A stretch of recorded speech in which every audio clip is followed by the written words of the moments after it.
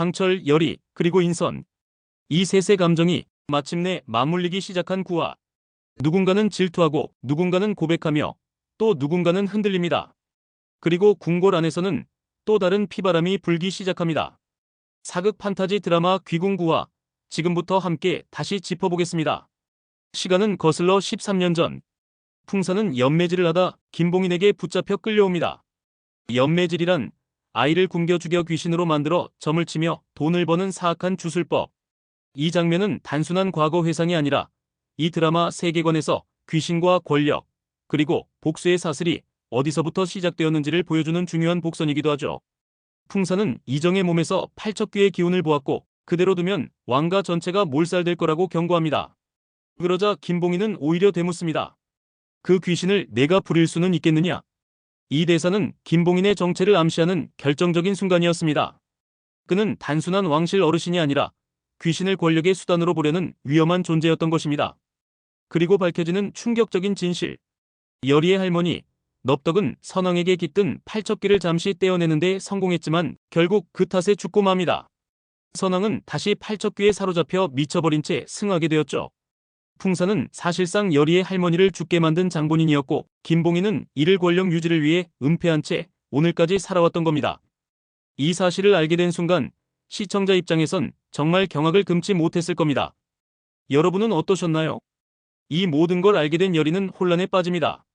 그녀는 평생을 강철에게 쌓인 분노로 살아왔고 그 분노의 근원이 사실은 조작된 기억이었단 걸 깨닫는 순간 세상이 무너지는 듯한 충격을 받습니다. 왕 이정은 진실을 털어놓으며 열의에게 묻습니다. 그래도 넙덕처럼 나를 도와줄 수는 없겠느냐? 그러나 열의는 지금 그 말을 받아들일 준비가 되어 있지 않았습니다. 할머니의 희생이 단순히 정치 싸움의 희생양이었단 사실에 마음을 놓을 수 없었던 것이죠. 이 장면에서 우리는 열의의 눈빛만 봐도 그녀가 얼마나 복잡한 감정에 얽혀 있는지를 느낄 수 있었습니다. 무려 13년간 열의는 강철을 원수로 여기며 증오해왔습니다. 그동안 얼마나 그를 저주하고 미워해왔는지, 얼마나 괴로워했는지 우리는 이미 여러 회차를 통해 봐왔죠. 하지만 사실 그 모든 오해는 진실을 숨기려 했던 강철의 선택 때문이었습니다.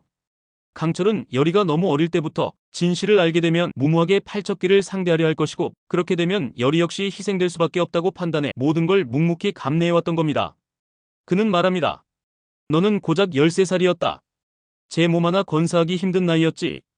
헌데 천지분간 못하고 팔척귀한테 먹혀버린 넙덕 구한다고 나선다면 어찌 되었겠느냐. 이 말을 들은 열의는 그대로 주저앉아 눈물을 흘립니다. 그가 얼마나 많은 걸 혼자 감내했는지를 이제서야 비로소 깨닫게 된 거죠. 이후 열의는 물귀신 언니에게, 강철은 왕에게 각자의 고민을 털어놓습니다. 하지만 정작 가장 필요한 사람과의 대화는 이루어지지 못합니다. 두 사람 모두 서로를 피하며 침묵 속에서 괴로워하죠. 이 장면에서 우리는 이렇게 생각해 볼 수 있겠죠. 사랑하는 사람끼리도 때론 말하지 못해 더 멀어질 수 있다. 한편 관직을 하직했던 최원우가 다시 좌의정으로 복귀하려 하자 김봉인은 또다시 대비를 이용해 그를 막으려 합니다. 대비는 은근한 협박을 담아 말합니다. 어릴 적 외당숙 댁에서 읽었던 광안문집 아직도 기억하오. 외당숙의 고조부 최길상 대감이 100년 전 전쟁 중에 왕을 호종하며 기록한 글들. 그 안에 담긴 진실이 세상에 드러나면 어찌 되겠소? 그 말은 최원우에게 뼈아프게 박힙니다. 결국 그는 말없이 용담골로 돌아가기로 결심하죠. 이 장면은 조선시대 권력의 민낯을 드러낸 명장면이었습니다. 피보다 무서운 것은 권력을 쥔 자의 입 하나라는 것을 보여주는 대목이었죠. 김봉인은 강철을 끌어내기 위해 윤갑의 어머니 영금과 열의를 동시에 납치합니다. 강철은 이들을 구하려 하지만 풍산이 만들어 배포한 돼지부적 탓에 실력을 쓸 수 없게 됩니다. 비비는 평소 열의를 싫어했지만 열의가 위험에 처하자 망설임 없이 나서 그녀를 구합니다. 그리고 윤갑의 어머니는 비비의 활약으로 구조되고 열의는 왕과 호위무사의 도움으로 간신히 목숨을 건집니다. 이 과정에서 열의는 큰 부상을 입고 강철은 아무 힘도 쓰지 못한 채 옆에서 지켜보기만 했습니다. 그 무력함은 강철에게도 큰 상처로 남았죠.